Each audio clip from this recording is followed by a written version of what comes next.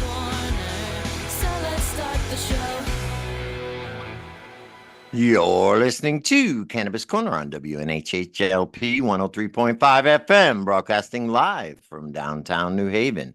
We are streaming live on TuneIn Radio and NewHavenIndependent.org. We're also streaming live video on Facebook and YouTube. Just go to your Facebook page and look us up, or hit see first to see and hear all the great programs that we have here on WNHHLP. And just a reminder, Cannabis Corner is also streaming live on the Greenhaven Media Facebook and YouTube page and procannabismedia.com. So make sure you go over there, like, subscribe, and share, and join us over on our other platforms. Welcome, everyone. It is Monday, January 6th. Welcome to Cannabis Corner. I'm your host, Joe LaChance, Joe the Weed Guy, and I am joined here, of course, this week by my co-host, the inimitable, one and only Farmer Lou, Uncle Lou. How are you this week? Oh boy, I always love the introduction, brother. I'm doing all right. Pushing forward and enjoying what Lou, are you driving right now? Mother Nature puts in front of I'm having some audio issues with you, Lou. Lou, I'm having audio issues. All right. I'm going to have to. Kristen, we got you over there in the corner. We got to keep the show going. We're having real audio issues with Lou. Maybe he could re-sign in or re-sign out, but I cannot hear a word he's saying. And I can't mute him either. So How are you doing, Joe? I'm doing well. How are you? I am fabulous. How was your New Year's? Yeah, we can hear you better now, Lou. You there, Lou? For a second. No, he's still. Lou, we can't hear you right now. Maybe you could sign back in. Yeah, there he goes. Okay. So, Kristen. Yes, sir. How was your New Year? Did you enjoy your holidays? It was nice. It was a whirlwind of activity. No, it was good. Like I said, both the kids were home, so Christmas was very nice. Got to see some family and eat a bunch of food. New Year's, I stayed in. I didn't even make it till midnight. I think I was in bed at like 11:03. I was sleepy. What'd you do? I had a nice time. I mean, I went to my brother's house, did the whole family thing, you know. New Year's Eve, I really didn't do anything. Same. So, yeah, I played Uno. I played There Uno we with go. Brianna, and yeah. There we go. Hey, there's Lou. Lou, are you back? Hopefully this is working out a little bit better.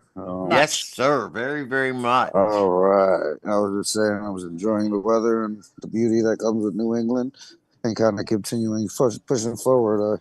Sorry for interrupting as you guys were doing what you do, you know. It's all good. It's all good. The freeform show. That's And right. I was just wrapping up saying how I only made it until 11 o'clock on New Year's Eve because apparently I'm a big baby that can't stay up late anymore. So. Oh, okay. Hey, there's nothing wrong with that, right? Nah. Yeah.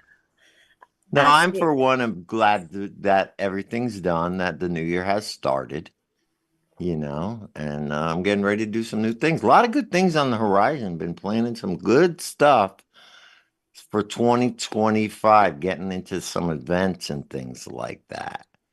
But yeah, most definitely got some cool stuff coming up. We'll talk about that.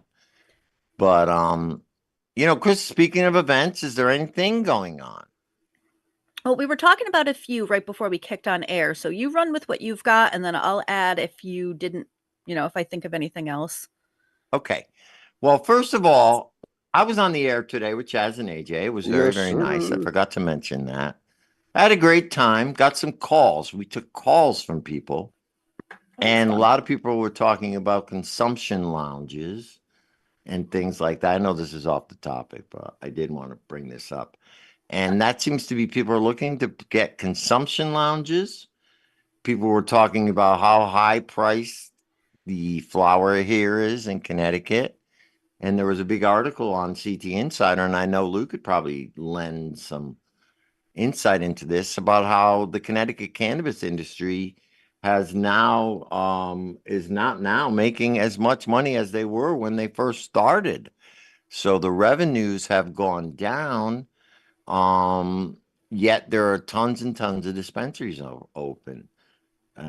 It hasn't really become the cash cow that they thought it was. So we were talking about that and the reasons why.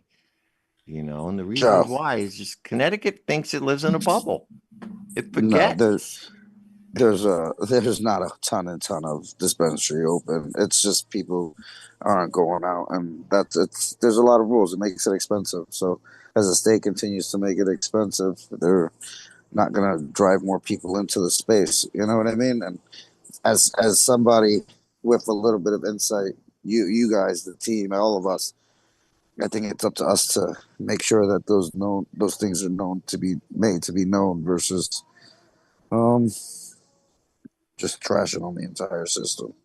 You know what I Well, I mean? think it's That's the important idea. that people don't complain. You got to stop complaining about what's wrong with it. And I emphasized this on the air. Come up with solutions. What would If you're be the not solution? What would you participating in the like to market, see? if you're not and this is where everybody has the right to go and shop and do the things that you want to do. If you're fighting against the industry and you're not participating in it, it makes it a little bit hard. You know what I mean? Because there's a lot of people that are participating. Because there's 50,000 people participating, which is not a lot, but there's Well, 50,000 people. it's That's different just medical. with yeah, You know right. what I It's mean? not just medical anymore. That was my point. It's different than what it was before, Lou.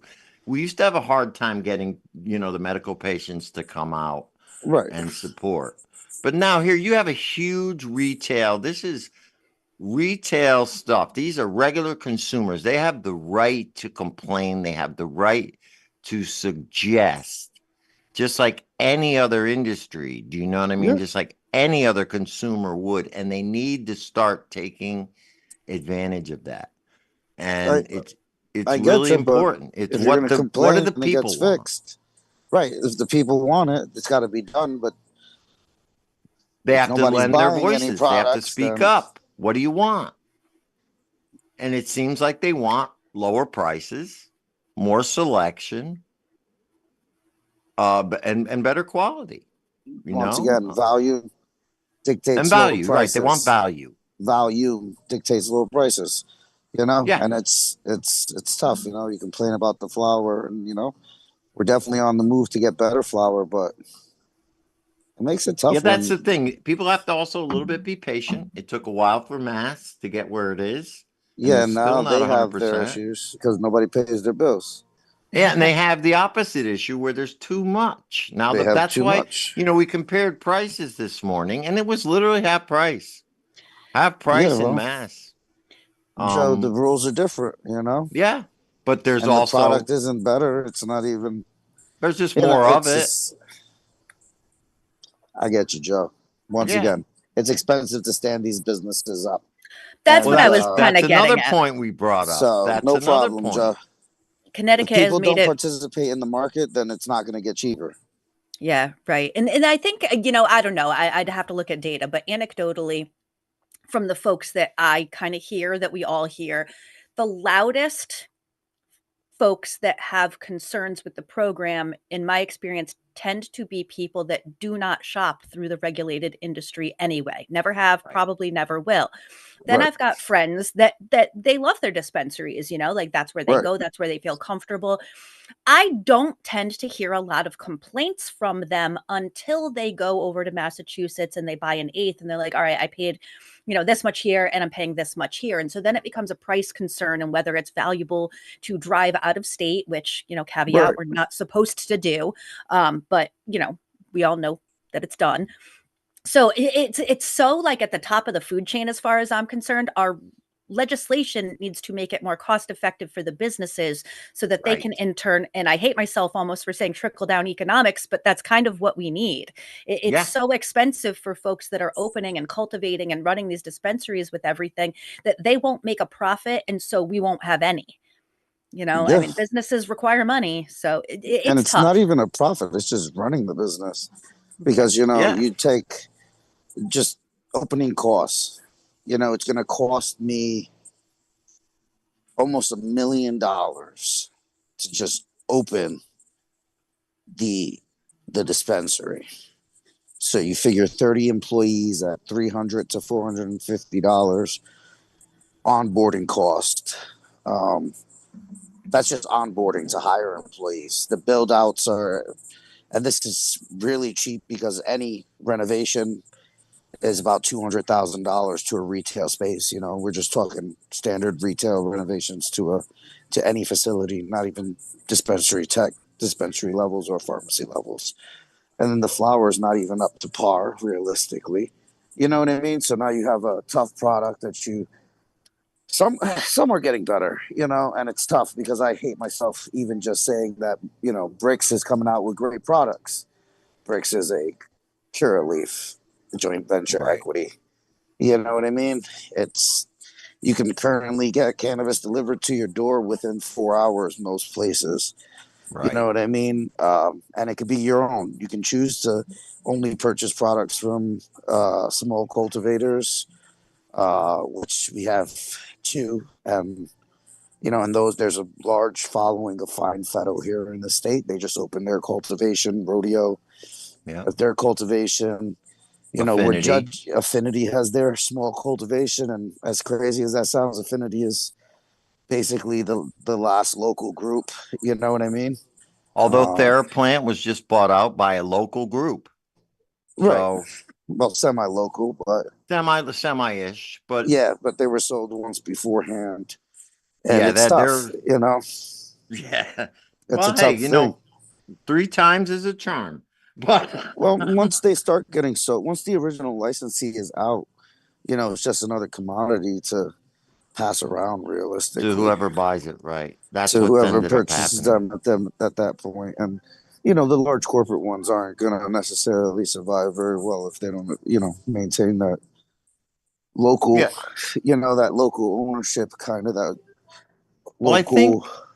the Uh, thing will be once new cultivators open up and there's actual competition out yeah, there, they're going to have to improve their product. But Kristen's right. It has to start with the legislature. yeah. You made a great point about how expensive it is to just get up and running and get started. They have to do Well, something about I'd that. even piggyback off of what Kristen said. You know what I mean? Because it's true. Those individuals that are driving out of state to go to a different dispensary are still not buying from the legacy market.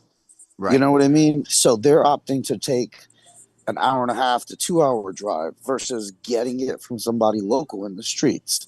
So there's Right. a lot of different mentality of cannabis users. It's the same thing with alcohol. Some people won't go to their corner liquor store. They got to go to one of the big Wines and specialty more. Yeah. stores, or Yeah.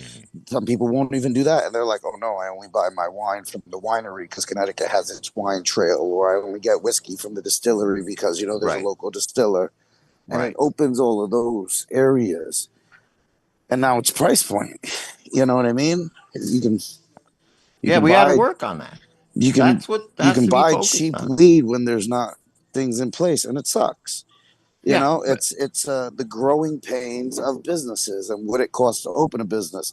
What I'm more surprised about is the adult use shops not lowering prices, because one of the biggest costs is, and not to knock on our pharmacist friends, but that's a doctorate in medicine.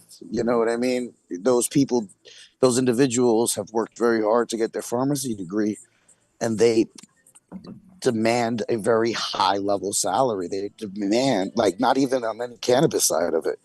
no. The pharmacists coming out of Walgreens or CVS, they make six figures, Yeah. and you have to have Yeah. somebody on staff at all times.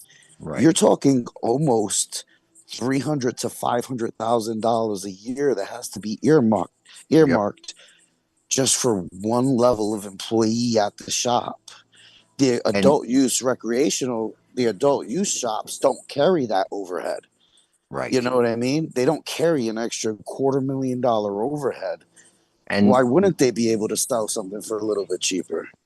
You yeah, know, and they they're do already offer make specials. I give them credit. They got coupons in certain days. They have specials. I mean, they do their best with what they have to work with. yeah, I think to your point, Lou, with the pharmacist, with the medical market also dwindling, that makes that expense hard to rectify when it comes to your books. medical cards are now free to the state from the Yeah. state. So there's no revenue coming in there. Yeah, so it's very difficult. And I think the state has to understand that and kind of loosen that up. And Well, the state's gonna end up loosening it up. That's just gonna end up happening, but things don't happen overnight. Like yeah, the we have to get up regulations there. from 3 years ago to the regulations now are a Night and world day. difference. So much so that like you're saving the cost of opening is lower. We don't require a vault anymore. Adult use doesn't need pharmacists. All those fees that were there are kind of not even there anymore. And as they continue to move and open up more licenses and open up more license types, there's always going to be a group of people who don't purchase uh, from Dispenser, yeah. the dispensaries. And you know what I mean? I still grow my own weed. I encourage everybody to grow their own weed. We Yep. make sure to highlight a ton of grow shops and grow individuals. And if you ever see me and you're like, hey, you got some seeds on you, I will give you some seeds. Everybody should grow their own weed if they're able to. You know what I mean? And then Yep. you grow a little bit more of appreciation for it as well. I So, agree. Now, um, to your point, Lou, speaking of changing legislation, one of the events I did want to bring up is that it is opening day this Wednesday. that's right. So it's an important day. There is a lot of bills out on the table, and there are bills that can be brought forth on the table.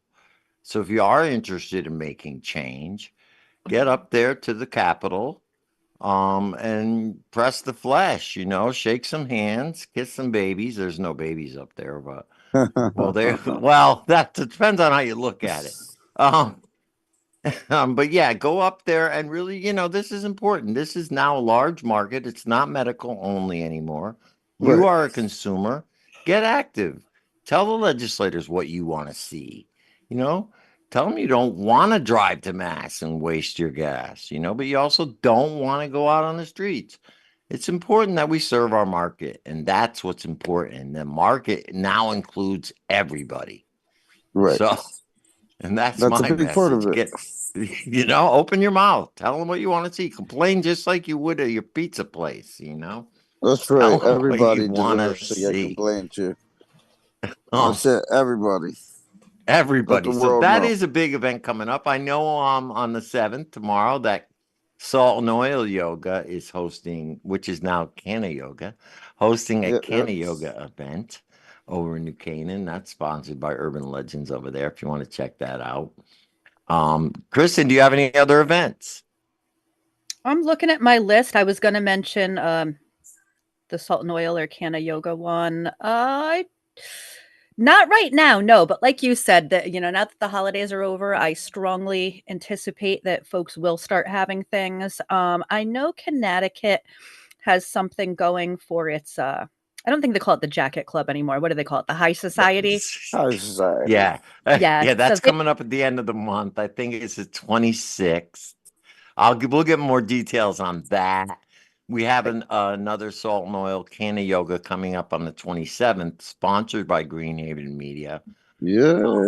So that's going to be nice at the Grove. That's going to be the first, but there's going to be events there pretty much every Monday, starting out, and they're all going to be sponsored by us. We're going to be sponsoring the swag bag. It's going to be a great time.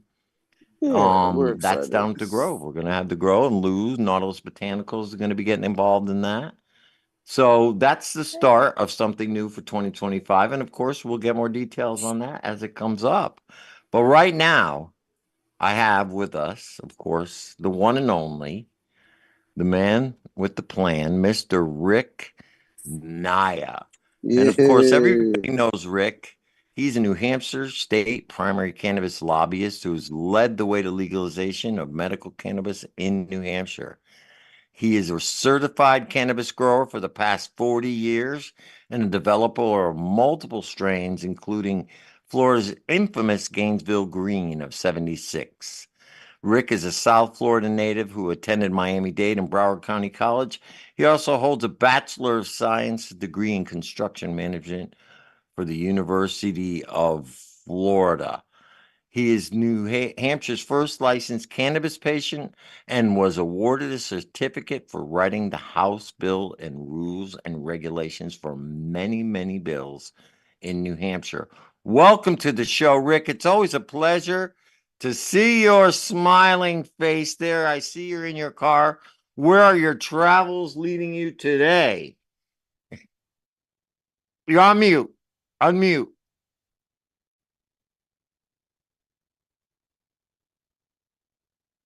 Mute. Okay, here we go. Can you hear me? I got you, Rick. How All you right, doing, right buddy? on. Thank you, Joe, for having me. It's always a blessing to get on Cannabis Corner and to be able to share some love with Green Media and everybody from Connecticut, Rhode, I just all of New England and throughout the nation for that matter, because we stretch far and wide. But thank you so much for that introduction. It's very nice. I I want to thank all of you for the commitments that you've made this year. I put together so many years to try to help elevate the cannabis arena to where it's becoming what it is. That this last year, I've taken time to help our music industry grow a portion of it. The For Life Entertainment, working with my son Spencer Lavoy and Aaron Diamond and Reggie Hunt, and the four of us have really taken a dream that we had, Spencer and I, many many years ago, and taken it to a national level with some biggest artists and some of the biggest stages that we provide services for across the country now. So it's a blessing to be able to be involved at different levels of different things that I think that I've been called to do, and help it go from one thing, but bring it up to a whole other level, and to watch the commitments from those people who put their passion over profits. And that's something that I think I've emphasized from the very beginning of my entire career, that I don't even have a brand. I mean, I'm a branded company. I have Annihilated Brands, and we own the Main Event LLC in Lebanon, Maine, and 420 Foundation, Rare Genetics, Allele Genetics, and several different things that I do. But I've never really taken that to the serious levels as many do with their products. I've always only wanted to try to help the community Mm, acquire a self of reliance and couth and class and morals, to wow. serve the community as we should always, not just our pockets. And you see the MSOs and these multi-million-dollar invested companies come and go, selling our own products back to our communities. So I get a little indifferent about it, though I understand that process. But I'm going to get in this year. This will be the first year out of all of my years that I go and say, you know what? I'm going to break open my cannabis vault, and I'm going to start bringing in line some of this very unique and rare cannabis that I've bred, and in hopes that we'll be able to work with some of my friends that are already out there doing things, and then bring them some of this legacy quality, truly rare cannabis to the arena with private drops like we do with craft beers that are seasonal. Mm-hmm. I'm going to begin dropping some of these very uniquely rare, world class type cannabis. As many people see my photographs, they always, wow, can I get some? Where do you get it? And it's like, yeah, I crafted that specific for Joe or for Spencer or for a family member. I'm not at that level where I want to start dropping it all, but I am now, and I'm gonna be resourcefully working this year with Rare Genetics in Miami, and with my partner MTF Jeff Wells and myself, and we're going to be bringing in some of the stuff that we pulled off the lines, so to speak, pulled them off the rails, so that people wouldn't muddle them and ruin them like what's happened. As we know, much of the cannabis that we Yeah. consume now, you don't really know what you're consuming. I'll be very honest, very frank and honest, that most of us just we go after what we think is what it is, and we hoping and praying it is what it is. But 90% of the time, it's just a convoluted mess of I go genomics. after terps now. I mean, you're right, Rick. You can't find a pure strain anywhere. They have all these funky names. They're crossed with 6 different strains. I prefer like what we used to get. Give me Acapulco Gold. Give me what I know what it is. You can't find haze. You can't find good sour diesel. People tell you, oh, it's sour diesel. It doesn't smell like diesel. Give me a break. Right. I mean, I don't Yeah. want to rant here, but I get exactly what you're saying. It has become so flooded and convoluted with different strains. I know you and I come from the same era.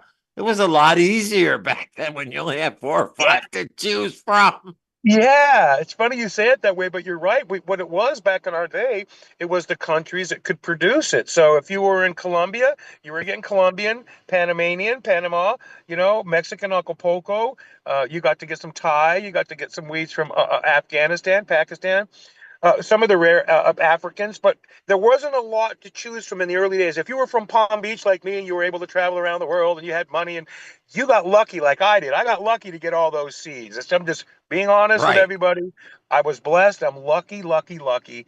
But now it's time to stop the luck and it's time to share it, really. And so I'm going to be doing some of that. I'm going to be bringing some of this cannabis out that you can go to right to a dispensary and go, what is, that I'll be announcing it. We'll talk about it through the season, and Yeah. you'll be able to go through some of our friends like Mary Palmer, DJ Stenny put my Rick Naya cannabis quality seal of approval on his products the other day.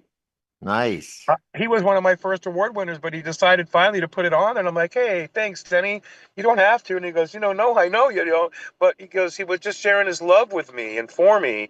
And it made me really humble. Like, wow, dude, that's when when your friends in the arena that are successful and they're champions and they're doing well, and you've never really put yourself out there that way, and yet they're willing to sacrifice of themselves for you. That's Yeah. when you know you must have done something right, Hmm. son. I mean, that's how I feel in my heart. Like, oh my God, thank you, DJ, and thank you, Ideal Cannabis, and I want to thank all the growers, or Ralphie that's out there, and all the growers, Impressed LLC, everybody, Eddie DeSosa, River Run, and just the growers that are out there that really did this for the passion to begin with, and they're really becoming successful. I want to thank all of you guys, that just kept your nose to the grind wheel. All I did was become a dignitary and a diplomat for all of us. I just wanted to stand tall and proud to know that, hey, if you're going to be in this arena and you're going to be a jackass, we're going to knock you off the pedestal. And that's how I got where I'm at. Lady J. Varner said it very plainly and simply, Rick, you're at where you're at because we put you there. The community Hmm. does that. And Right. I wept like a child because I realized she's so right. It's nothing to do with an ego that you play out. The ego consumes.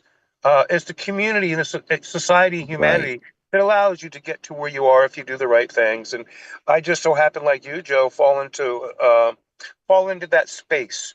Right. And very Right. fortunate, like yourself, to be able to continue, providing great radio service and for all the different people and commodities and products and ideas and thoughts and just different things that you do. It's not always just cannabis. You're touching a lot of bases, which Yep. touches humanity. And I like that. That's kind of what I've always wanted for all of us is, hey, remember, we're all going to be somebody someday, but what are we going to do besides procreate? We need to leave a mark upon humanity so that when we're gone, like a musician, they can listen to your song. When they see that you're gone, they can see the statistics of your trophies. When they see that you're gone, they can see the size of the family that you left a mark on that continues to keep humanity in that light and understanding that love is shared through, passion. And so like here at For Life Entertainment, it's always been passion over profits. We're Yeah. very blessed that way. Yeah, Rick. Yeah. Yeah, I agree with you. What you said right in the beginning. You are the brand. First of all, you are the brand. Rick Naya is the brand. Let's be real. And I feel the same way that you do. I've never really had a brand, so to speak, like that, other than the media brand. And Right. it's because it's about the community. I'm not, you know what I mean? It's Yeah. about the whole of humanity and the community. So right now, if I can have an effect on the cannabis community, in any way, that's how I'm going to do it. But hopefully that'll spread out Yes. larger to humanity as a whole, because it's important right now that we come together as a community. And we were discussing earlier all the different things. Now, with cannabis legal, realistically, anybody who's consuming or home growing or doing anything working in the cannabis space is part of the cannabis community now because it's legal. Correct. And people need to realize that. Join in, if you want to see something change, let your voice be heard. Let your Wow. voice be heard and join Yes, the that's beautiful, man. community. Yep, you're touching on it right now. Cannabis now nationally is not only medically and recreationally becoming more and more and more accepted. And you give it another couple more years, and maybe even this year, Trump is going to say enough of scheduling, enough of this with cannabis. Drop it off, enough. It's ruined too many lives. It's causing too much federal money waste. It's a waste of our bureaucracy to continue going down this beaten path about Right. cannabis. We have much more important things to be dealing with now than this. They need to move it out. They need to legalize it, schedule it, or remove it from a schedule, put it into banking, and make it an agricultural product like they did in New York. Thank you very Right. much, New York and Governor Herschel, for doing that. Some of the wacky things that go on, but New York has gotten a lot of their shit right. If you smoke a cigarette, you can consume cannabis there. What? Yep. That's correct. I Yep. thought that was a great thing. If you can smoke a cigarette anywhere that in public, that you should be able to consume. They do that there as well. They're They have that starting to here invest. too, but the problem is you can't smoke a cigarette anywhere. I know that's the problem here in Mass, but Mass has set its tempo, but Mass's bureaucracy itself has caused the problem for businesses to get involved quickly and to be able to not have to go through all of this rigmarole, which is all truly bureaucracy that's unnecessary. Doesn't take that long to open any other kind of a business. Why No. should it for cannabis? No, We all exactly. And it know doesn't cost that we all much to know it's open for any other adults. business. Everybody knows, even us. We all know we're not selling the kids. We all know this already. We all know this. It's part of our. We know we don't want our children, so why are Right. we gonna? Right. So we don't do this. We try not to. Some kids, they look older than they are, but in itself, I think the culture of cannabis has changed. The perception of the arena. Now, I've always called it the cannabis arena, and they all wonder, what do you mean the arena? Well, when you throw in every business that exists into the arena, and you get a look at who's running them, who's working there, and all their staff, you realize these are my neighbors, and I get high with 60% of the Right. people that work there. And then you realize, wait a minute, this is an arena of every single business that's involved now in our nation has someone that either has gotten involved, has been arrested by, a family member has, sisters, brothers, mother, uncles, somebody is involved with Yes. cannabis, whether medically, recreationally, or just for personal consumption. Recreational means that you're using it regularly. Personal consumption means that you use it like a cocktail here and there. You're not hooked on it. You don't need it for medicinal purposes. Like I've been self-medicating now for probably 45 years. Right. Right. I Yeah, you understand the are an difference OG, between that. Rick. A lot of, we talk about 40 years. You've been pretty much working towards creating the industry. Let's put it that way. I'll You have you have hear a been story. actively, Let you me were one of share the this smart story. guys. You're going to hear a story now, and I'll share this story with you. This is how long I've been doing this. At 13 years old, after the big gulp incident and so forth, I was out at the fairgrounds working with my dad, and then I had a booth up, right? And I set up an area there with some weed. I put a mushroom and a pot leaf on the corner of a pop-up, and I had it behind. You couldn't see it, but anybody was cool would go, "Hey, man, that's pretty cool." I go, "Hey, you looking for something?" And it started like that, and then, well, I got caught. So I got fresh with my father one day, there in front of everybody as the police and everything. I said, "One day it's going to be legal. You'll see." He hit me across my lips. I busted my lip crying. The police took me away to scare the shit out of me because my dad was pretty had a lot of austerity there in Palm Beach County, and they scared the hell out of me. Okay, that's cool. So I didn't pop up tent anymore, but that was the beginning of me knowing that one day I'll be at the fairgrounds and I'm going to have a tent and I'm going to have my shrooms and weed on that table legally. And one day, and guess what? 50 years later, here we are. Here we 40 are. We're years, real 40, close. yes. 40 years of a skateboard and a joint, and hey, a friend with weed is a friend indeed, and all of that kind of, thinking like, hey, if you're just cool with people and they notice that you're cool, they can just sense it on you, like your hair, you just look cool. You probably are. And if somebody asks you, hey, you want to smoke a joint? I was the first one to say, oh yeah, right on, man, no problem. Let's fire one up. Hey, you want to get high? Here, man. I was always like a Johnny Appleseed without seeds. I kept my seeds and hid them because I really didn't want to hurt my family that way. Because I knew by growing it and getting caught up in the big grows, that was gonna be it for Rick Nye. Yeah, yeah. People don't realize how strong. Well, I guess they do. How strong the penalties were back then. This was was no joke. Wow. And if you would have gotten caught with 100 plants or two or three or 500, this is like life in prison, folks. You weren't coming out. This Yeah. was just, yeah. No plea Manufacturing, deals, nothing. no plea deals. It was one, there was no 1, 2, 3. Oh, what? All right, he's a drug dealer. And this is say no, you're going to prison. Yeah, that was sad back in the day, but I want to be very honest, and I want all the listeners to remember that where we are right now took tremendous sacrifices by a lot of people, man. Some of them Mhm. were killed by raids, providing Yes. cannabis medicine to people who really needed their endocannabinoid system. It was a calming. Back in our day, it was like, yeah, man, relax, smoke a joint, relax, tap in, relax, Right. chill out. It was like chill out. That was what everybody was always say. Smoke a joint, chill out, man. Like, would you just chill out? You're Right. uptight and out of sight. Remember that word? Uptight and out Uptight of and out sight. of sight. Yeah. Yeah. Smoke a joint, man. Chill out. So that's kind of like this thing that I got to see because I was young and I had a lot of older friends. I was like watching it go down. So I got to step back and go, ooh, this is how they roll like that? I better be careful. I don't want to go to prison. And I just was a good kid and I never really wanted to hurt anybody. I just wanted to be like, wow, man, right on. I'm Right. stoned. Right. I got my skateboard, my surfboard, and let's send it.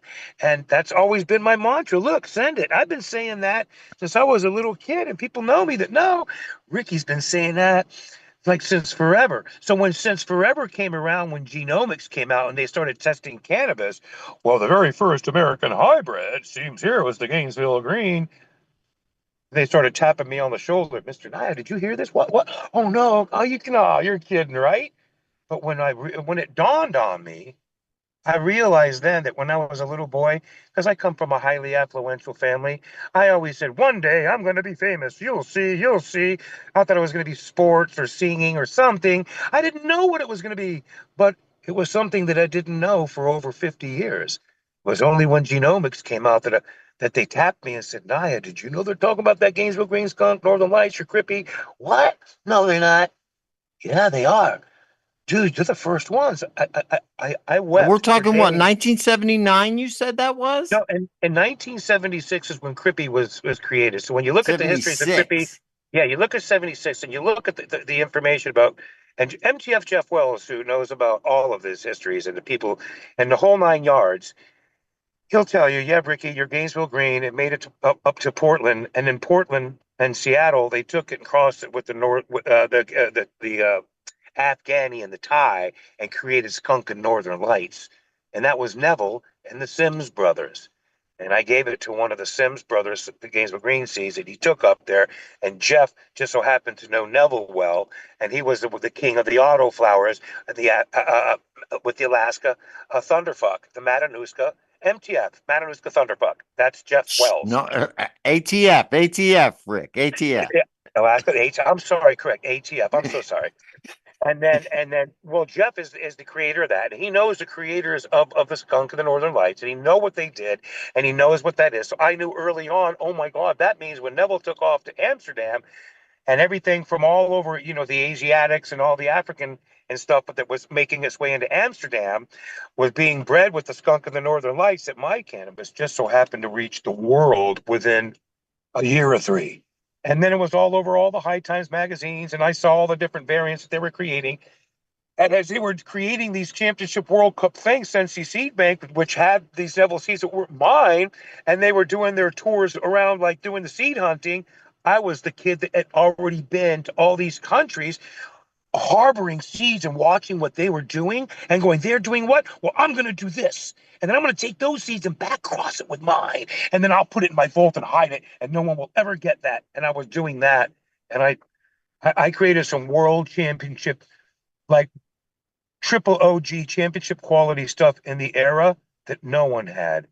And it was better than High Times Cup stuff that I was hiding and putting away and provocatively waiting for a year or three for them to catch up. And then I'd hit it with something else and it'd go, oh my God, look at this. And I'd share it with somebody and they'd enter it into a cup. I'd say, grow this plant, enter into a cup for me. Okay, okay. They'd do it. And they wouldn't even take a clone and they'd enter it and they'd win. And they go, nah, oh my God, we won. Can you give me some? Nope, I told you it was a one-time thing, dude. And I kept these seeds. So what I did in the last 35 to 40 years was do that.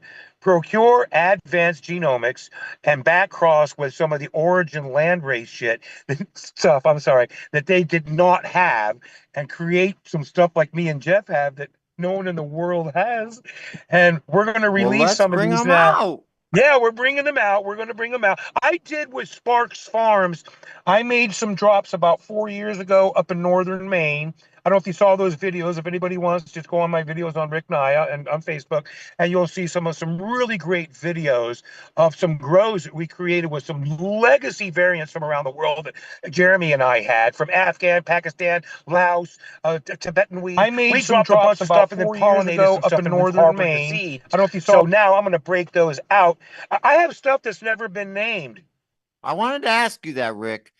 What would you say is your rarest seed that you have in your vault? The rarest, most hard to find seed that you have in your vault from whenever Well, I it have was, some whatever true Himalayan. generation. I have some true Himalayan, and some Pakistani and Laotian from Laos, which is like, how did you even get that? Yep, I have Laotians, Vietnamesians. I have some of the rarest seeds on the planet and I got these all in the late 70s and early 80s. So it's like, what? Right, Who the land hell would race. collect These are pure. These are very pure, indicative hybrids. What do you mean? Indicative of the valleys that they bred in for thousands of years. So Right. what I have are genomics like when green spoon grew the green spoon, the cattails. If you remember the cattails, that's a Himalayan trait. And his sativa had tremendous amounts of cattails in the early days. So people are like, wow, that's really cool. And it won a bunch of cannabis cups because it was very unusual. And Right. like Dr. Ed Rosenthal was breeding the big bud with some of his crosses and You're variants, talking trying to legends. find large cannabis. So like I kept saying, while I'm watching these people do this, Cervantes, Rosenthal, Dr. Franks, all these people were doing all this Jack stuff. Harrer. Jack Hare, he was another, and of Jack and son, I have these seeds. Okay, so when they were doing what they were doing, I was going, I'm going to take this Pakistani male for 1977 and hit it on this big bud, and let's see what. And I was the one that got the gallon bud, not the long donkey dinks they called them. I got the yeah, I got the real Caucasauruses, the big dinosaur style ones. Some Wow. of them are good, some of them are over leafy. And then Jeff came into the picture and said, yeah, well, we can fix that if we hit it with this and if we do that. And before you know it, some of my genomics went into an entire private vault of seeds that the world's never even had an opportunity to enjoy or see. So that's why Jeff and I have been holding back for almost 35 years. Now I have him in Florida next to my Miami grow. He's going to be with William Medina, founder, partner of mine, best friends with Rare Genetics. And we're going to start creating the seed bank that Jeff and I have always envisioned. And we're going to leave our legacy now because we're getting a little bit too old. And we know. So we're already in that process. We've already got some wonderful 5 and 6 foot stock that we've bred at the programs that I had in Ecuador this year for the government. And we brought some of those genomics homes, very fortunately, because it's a pity that, they're having a gangland wars down there and the government's Yeah. going topsy-turvy right now. But God bless everybody down there. Sending my love to all my friends in Ecuador and all over South America. Thank you all so very much. I love all of you. And Yeah, they all the got some good weed down there, good genetics. Let's not, yeah, No, you let's need keep to it know. Yeah, free. yeah. Let's The keep owner the of people La Copa free. Mundial the Copa Mundial is held there, and what they have been able to do, and quite frankly, I'm very proud of them, is to say, hey, World Cup, some of the best weed in the world was grown here in Ecuador, Colombia. This is the region of some of the finest sativas and hybrids in the world. And nobody believed it until we took the squash off, was invited. And I just so happened to be there working with the government and establishing a medical program down there. The next thing you know, hey, Ricky, I'm here in Quito. I'm in Manta. Oh, let's do the squash off. I went there and it blew up. So now they're having a more robust opportunity for the world to come now. This is not just, hi, I'm not going to bullshit. We need to get down there. They need to get down there. They need to see what they're truly breeding and growing. So I want to give big credence out to the Michel and everybody there at the Copa Mundial for the work that they do. Nina and just everybody involved in all of it. Thank you so much. It's a blessing to the world's stock of some of the very finest medicinal cannabis. So remember, I didn't just say that. They put themselves on the marker. I said that because I judged and was able to determine that, yes, in the next 2 to 3 years, Ecuador is going to be one of the places in the world that you're going to want to go to heighten your stock of genomics because it's happening there. And don't forget that the temperature and climates there in different regions are some of the finest for some of the best grows on the planet. So, and yeah, they do it there. I'm telling anybody that if you really want to get after some of the best, you're going to want to go to the World Cup, the Copa Mundial in Ecuador. That's where it's at.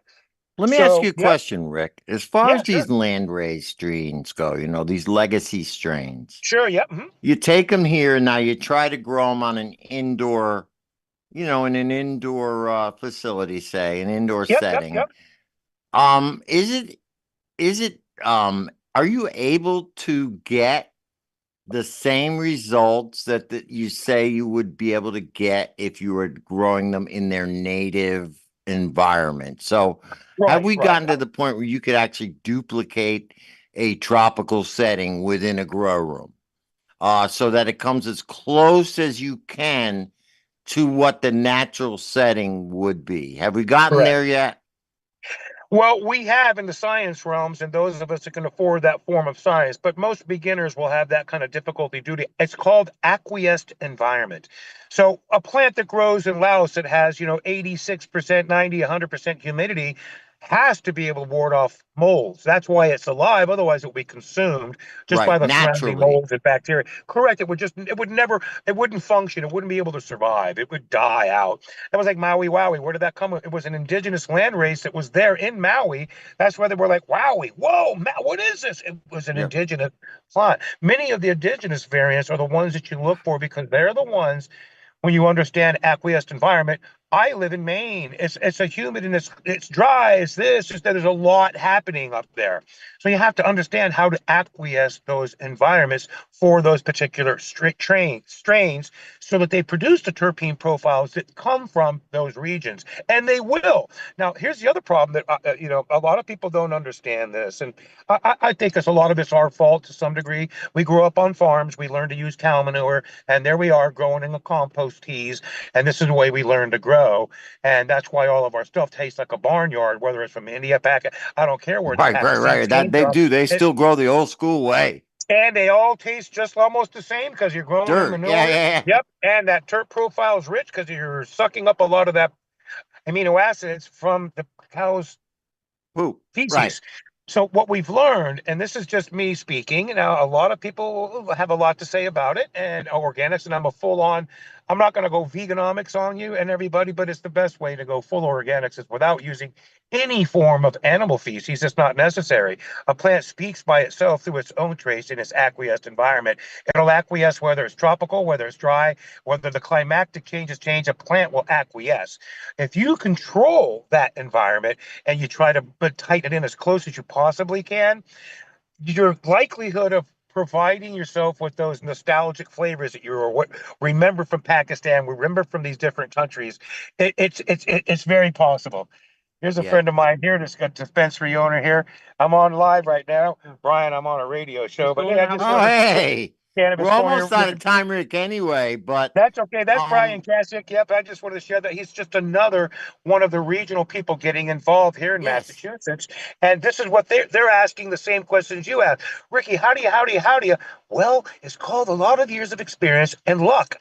Many Yeah. times people jump in, they win a trophy. Yay, yay. Now let's give Paul Gilfman some credit because of his award-winning growing theories and his practices by using different forms of Korean growing. So he knows how to use plant-based nutrients to feed his soils to create these championship quality I winners. You bring up a good point, Rick, about the cow manure and how animal proteins would not be good for cannabis, whereas they are good for foods that you actually eat, ingest, but you are not ingesting cannabis.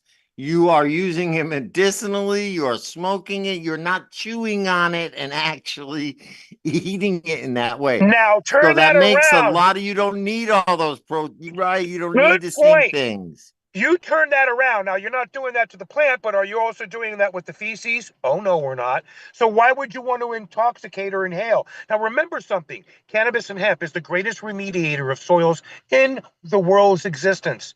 If it's nuclear, if it's toxic, if it's got feces, if it's got natural enzymes, peptides, mycos, natural waters. So, it depends on what you want. I've always said this to the world's champions, and we speak privately, and I've told them all, oh no, I don't do that. I let my plants speak. And they look at me and go, huh, what? Yeah. I, you do what, Ricky? How do you? And then I explain my soil base, and then they take it from there, and then they understand, like, oh my God. So it's Ricky, you're just keeping it so simple, stupid that the plant is allowed to speak for itself. That's correct. So if I Yeah. got 100 different plants in my room, you're going to taste 100 different flavors. You're going to Yeah. sense and smell different things. You're Yeah. going to know right away that this is not from a cocktail that they all but intravenously fed a All the cocktail of. same, all They exactly all the taste same. Right. Right. exactly. And that can also cause biodeficiencies, microdeficiencies, and either up some varieties or decrease other varieties. So you want your plant to speak. Create a Wow. soil I love ambient, that. create an airy ambient environment soil that allows mycos to grow, not compacted and tight, loose and super airy, almost very fluffy. And you want it to hold some moisture but not over wet. And you just don't overfeed. Keep it simple, stupid. Don't overfeed. When your plants leaves don't do this in the morning and they stay droopy like that in the morning when you wake up, that's probably when they need water. You got to watch your plants. So when you see your leaves going up and down, that's your signs. Water, when they're up, nope, no water. Next day they'll go here. Next day they'll be halfway. Then the third or fourth day they'll be half. And then in the fifth or sixth day they'll be hanging down like that. Then you And you water them and you'll water see them. the next one. They'll stand up again. Nice. So a lot of practice, kids, or luck, God willing. You might get blessed like I did. But then again, there's a lot of hard work to creating world-class championship quality cannabis. And everybody that knows, knows. So stay tuned. We're going to be dropping some this year privately in some stock here in Massachusetts. How do they get in And touch with you, Rick? how do they get in touch with Rick? Just go to Google and type in Rick, Naya, and you'll find me right there. You can find me there with everything. My phone number, addresses, anything you need to know about me is there. Instagram, Facebook, X, whatever you go on, I'm on them. Just type in Rick Nye. You'll find it right there resourcefully. And any data and research you'd like to find is there. If not, just chat GPT, Rick Naya, cannabis, and you'll see what it says. And then, yeah. So Right. beautifully know that, and also know that I'm blessed to be again here this year for 2025. Wow, like we're blessed to be alive. I want to give Mark Heward some love, who suffered uh, some condition here with his heart and had to be hospitalized yesterday. And God willing, he's going to be okay. And prayers go out to him and the Heward family. All And right. Hole in the Wall Cannabis, as we all know, is very well connected to our cannabis community by sharing All their right. love and light. So let's bring Send them them our love and love. light. Send All them right, love like Rick. you do, Joe. That's what you're known for. I want to give you and Joe and Lou and your whole crew all the love in the world for continuing sharing your love from the Cannabis Corner to all of us here in New England. Thank you so much, brother. All right, Rick. Thank you so much for coming on. It's always a pleasure. Rick Nye, the great grandfather of hybrid cannabis. Thank you, everybody, for tuning in. Kristen, do you have any last words? Just like you said, thanks for tuning in. And Rick, you were fantastic as always. And everyone have a great week. All right. Thanks, everybody. Uncle Lou had to run to a meeting, but we will see you all. Sign in. Greenhaven Media at Joe the Weed Guy. Follow us, like, subscribe, and share. We will see you next week. Harry, hit that music. Right. And remember, January 8th, your legislative days start.